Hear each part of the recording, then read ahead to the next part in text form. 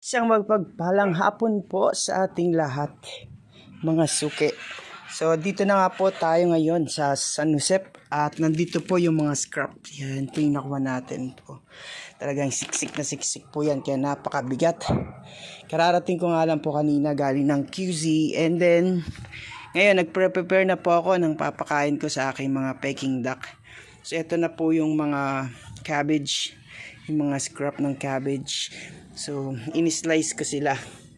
So, yung matitira lulutuin natin para hindi siya ma-decompose or ito, hindi siya nasa na siya na nabubulok na, kaya kailangan natin siyang lutuin para maagapan natin. So, ito muna, ipapakain natin. So, lalagyan ko to ng what they call that?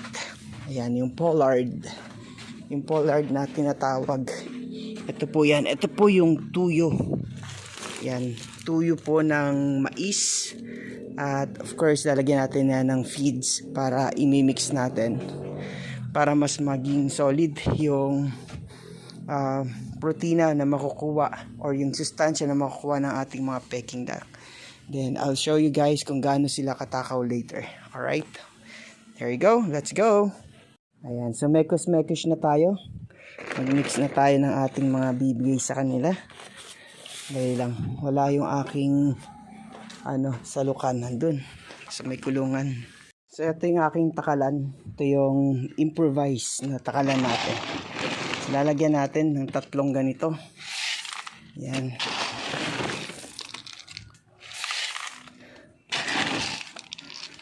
Tatlo.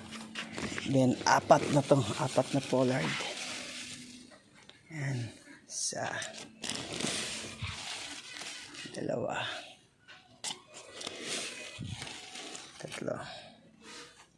Last one. Kahit hindi na puno kasi may naman na. Marami na siyang kasama. So, ginaganito ko yan para hindi kalikiyan ng manok. And then, tsaka natin siya lalagyan ng tubig para imekos-mekos natin.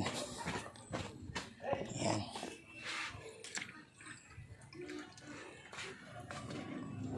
Ayan, so lagyan na natin siya ng tubig para ma-mix ng maayos. Ayan.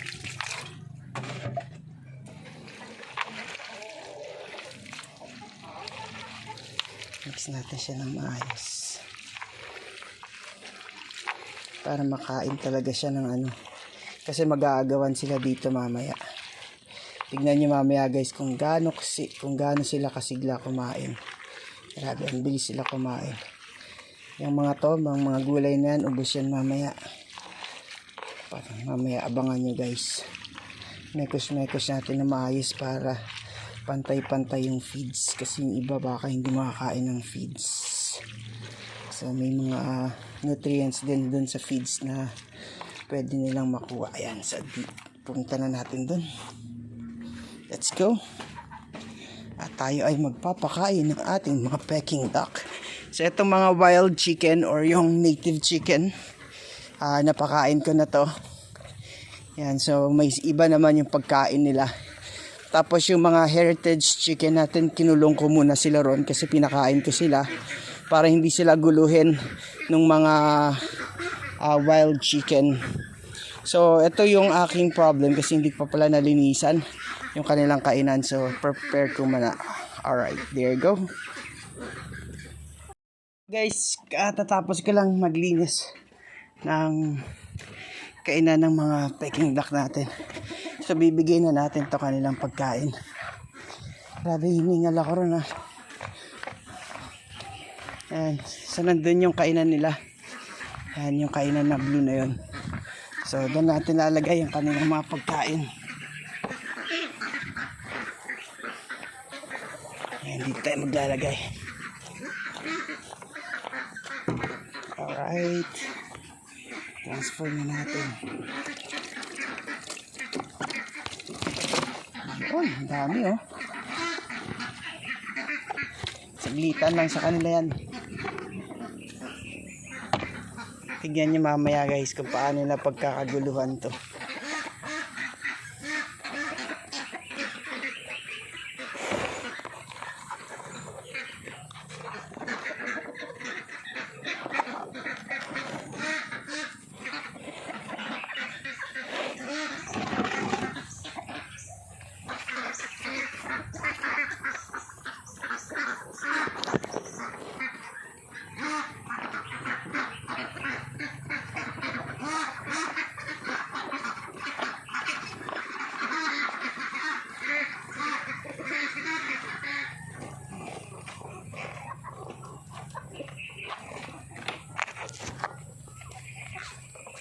Ayan, pinagpiestahan na nila.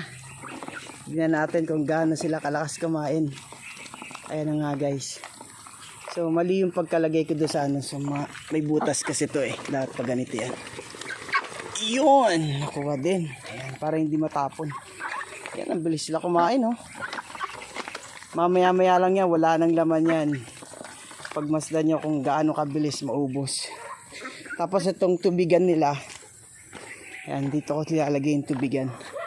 Para di sila mabulunan. Ayan, lalagay ko na yung tubigan dito.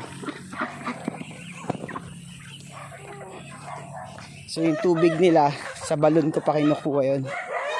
Kumukuha pa ako sa balon. Or dun sa bukal na ginawa ko. Ayan yung mga asong dumadayo rito, ang ingay-ingay. Mga aso sa kabila.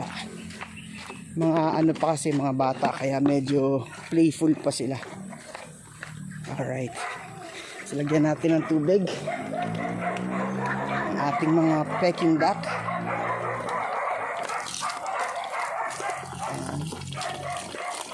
Ayan, umiinom na sila. Nauuhaw na yan.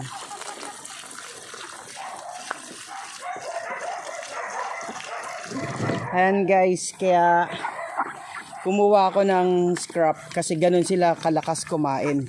Ayun tignan mo. Oh. Talagang saglitan lang nila yan. Ayan yung mga gulay. Ayan yung mga gulay kinakain nila.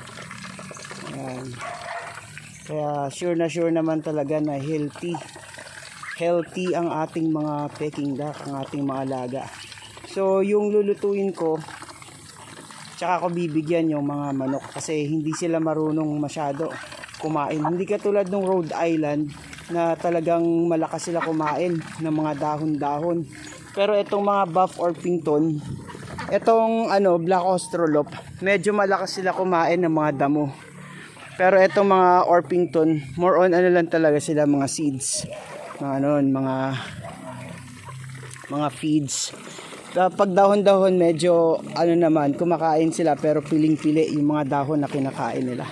So ayan na nga guys, wala pang 10 minutes talagang ubos na yung pagkain nila. Ganyang kasiba itong ating mga Peking duck. Kaya ang lalaki na agad.